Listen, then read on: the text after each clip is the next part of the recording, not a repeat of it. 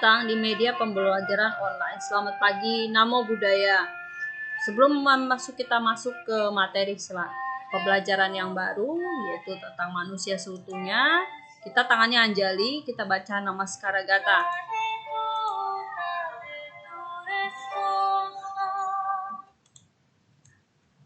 Namaskara Gata. Arahang sama sang Buddho Bhagawa Budang Bhagawantang Apiwademi Swakato Bhagawata Damo Damang Namasami Supatipano Bhagavato Sawaka Sangho Sanghang Namami. Kita duduk hening, menyadari napas masuk, napas keluar. Hanya beberapa menit, menyadari napas masuk, saya tahu saya bernafas masuk, napas keluar, saya tahu saya bernafas keluar, masuk, keluar. Napas masuk, saya tenang, napas keluar, saya damai, tenang, damai.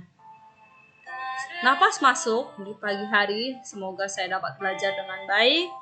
Napas keluar, semoga pikiran saya lebih tenang dan enjoy. Duduk heningnya selesai. Yuk kita tangannya Anjali. Terpujilah Tuhan Yang Maha Esa, para Buddha, para Bodhisattva Mahasatwa. Aku belajar bukan untuk kesombongan dan keserakahan, tapi untuk mengikis kebodohanku. Semoga aku dapat belajar dengan baik dan benar. Semoga semua makhluk hidup berbahagia. Sadhu, sadhu, sadhu. Oke, materi kita adalah manusia seutuhnya. Dengan tema pembelajaran hari ini di part 12. Tujuan pembelajaran adalah peserta didik memahami manusia seutuhnya menurut agama Buddha. Peserta didik memahami pengertian manusia seutuhnya secara pandangan umum dan membedakan manusia seutuhnya dalam agama Buddha dan pandangan umum. Oke, kita masuk ke pengertian manusia seutuhnya. Terdapat dua pengertian manusia seutuhnya menurut agama Buddha dan secara umum. 1. Manusia seutuhnya menurut agama Buddha adalah manusia yang mencapai kesempurnaan spiritual, yaitu para Buddha, Arahat. Buddha dan Arahat telah bersih dari lodha, dosa, dan moha, merupakan penyebab utama penderitaan. Artinya kita sebagai manusia biasa, kalau sudah terlepas loba dan dosa serta moha, kita akan menjadi manusia yang lebih bebas dari penderitaan yang disebut dengan manusia seutuhnya. Kemudian manusia seutuhnya secara pandangan umum adalah manusia yang sehat jasmani dan rohani, manusia yang lahir dan batin yang baik dari segi materi dan spiritual. Manusia seutuhnya akan dibahas di dalam kegiatan pembelajaran ini adalah yang kedua, manusia yang sehat jasmani dan rohani, manusia yang sejahtera secara materi dan spiritual yang memiliki moral yang tinggi. Upaya menjadi manusia seutuhnya dalam hal ini berarti mengandung dua hal, yaitu 1. Upaya manusia yang memiliki nilai moralitas tinggi. Yang kedua, upaya manusia memiliki kesejahteraan materi. Dan pembahasan manusia yang memiliki nilai moralitas yang tinggi akan dibahas dalam kompetensi yang tersendiri nanti. Upaya mencapai kesejahteraan materi, kita lihat di sini ada 4 yang dicita-citakan manusia yang sekarang wajar sebagai kriteria manusia yang sejahtera, yaitu 1. Memiliki kekayaan yang diperoleh secara halal. Yang pasti ini adalah berkaitan dengan melaksanakan sila ya. Di kelas 2, memiliki kedudukan sosial yang tinggi, kemudian memiliki usia panjang, lahir di surga atau di alam bahagia. Dan inilah 4 yang dimiliki cita-cita oleh manusia yang sejahtera. Cara mencapai 4 cita-cita itu dicapai dengan memiliki dan mengembangkan 12 faktor penyebab terjadinya kesejahteraan duniawi, yaitu 1. Faktor internal manusia harus punya sada, sila, caga, dan panya. Yang kedua, faktor eksternal manusia hidup di tempat yang sesuai, bergaul dengan orang yang baik, menyiapkan diri dengan baik, karma lampau yang dikumpulkan. Karena faktor dari luar ini sangat berpengaruh. Di mana kita bergaul, kita bisa ikut-ikutan. Di mana tempatnya nggak sesuai, kita akan menjadi tidak nyaman. Dan menyiapkan diri dengan baik, serta karma yang saling mendukung. Faktor penunjang, ini ada rajin dan semangat, kemudian menjaga hati-hati kekayaan, memiliki teman yang baik, hidup seimbang. Faktor internal tercapai kesejahteraan. Internal berarti bagian dari di dalam ya. Memiliki keyakinan yang kuat, yaitu yakin terpenuhnya pada Triratna sebagai penuntun tercapainya kebahagiaan. Orang yang tidak punya keyakinan pada Triratna akan mudah berbuat jahat dan menderita karena tidak melaksanakan sila dengan baik. Kemudian perilakunya harus dijaga. Yang kedua, perilaku harus dijaga adalah tidak membunuh, tidak mencuri, tidak berzina, tidak berbohong, dan tidak mabuk-mabukan. Yang pasti tidak melanggar 5 sila. Sila sangat berperan penting untuk menjaga seorang dari kejahatan. Memiliki manfaat sila yang tadi kita jelaskan, hidup akan menjadi bahagia karena terbebas dari kesalahan, tidak menyakiti makhluk lain, tidak melakukan pembunuhan, tidak menganiaya, setelah meninggal menyebabkan kebahagiaan karena ia akan lahir di alam bahagia. Faktor internal tercapainya kesejahteraan.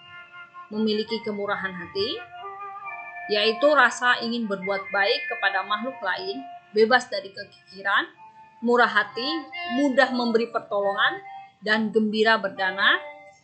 Perilaku ini harus dikerjakan, yaitu mencintai, mengasihi semua makhluk, rajin berdana, setia pada suami atau istri, mengembangkan kejujuran, dan rajin meditasi. Saya nggak perlu menyebutkan bahasa Pali, tapi kamu harus tahu bahwa bahasa Palinya adalah Caga Sampada. Yang kedua adalah memiliki kebijaksanaan, yaitu kemampuan mengambil hikmat atau makna berkaitan dengan masalah hidup yang dihadapinya. Kemudian konsisten menghadapi keputusan yang diambil, yaitu bijaksana, yang terbebas dari loba, dosa, dan moha. Faktor eksternal, ya, tercapai kesejahteraan eksternal dari luar. 1, yang tadi dijelaskan, hidup di tempat yang sesuai, tempat yang baik, kondusif, tidak pengaruh dengan kejahatan, aman, dekat dengan dharma, terjamin ekonomi, politik, sosial, dan keamanannya. Bergaul dengan orang yang baik. Ada 6 jenis orang yang tidak boleh didekati nih. Kamu harus hati-hati. Yang 1 adalah penjudi. Kedua, pemboros yang suka main shopping ke mall. Kemudian yang ketiga, pemabuk. Keempat, penipu. Kelima, pengecoh atau tukang ribut, dan kejam. Ini nggak boleh didekati dan nggak boleh ditemani.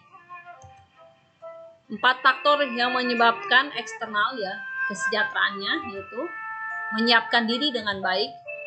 Lanjutnya, menyiapkan diri dengan baik itu artinya memiliki pengetahuan dan keterampilan, memiliki mental yang sehat. Yang keempat, memiliki timbunan karma baik. Orang yang sedikit timbunan karma baik akan lebih sulit meraih kesuksesan dibanding orang yang memiliki timbunan karma baik yang banyak. Karena melakukan karma baik sebanyak-banyak adalah bekal yang paling penting. Faktor pencepatan tercapainya kesejahteraan nih. Rajin, semangat. Salah satu penyebab kegagalan manusia adalah suka ngeluh. Ini hati-hati. Malas.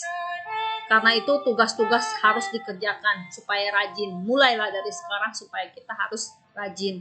Jauhkan dari rasa sebel, rasa bete, tidak suka. Maka kecenderungan kamu akan menjadi nilainya berkurang. Maka terus muncullah semangat. Kemudian menjaga hati-hati kekayaan.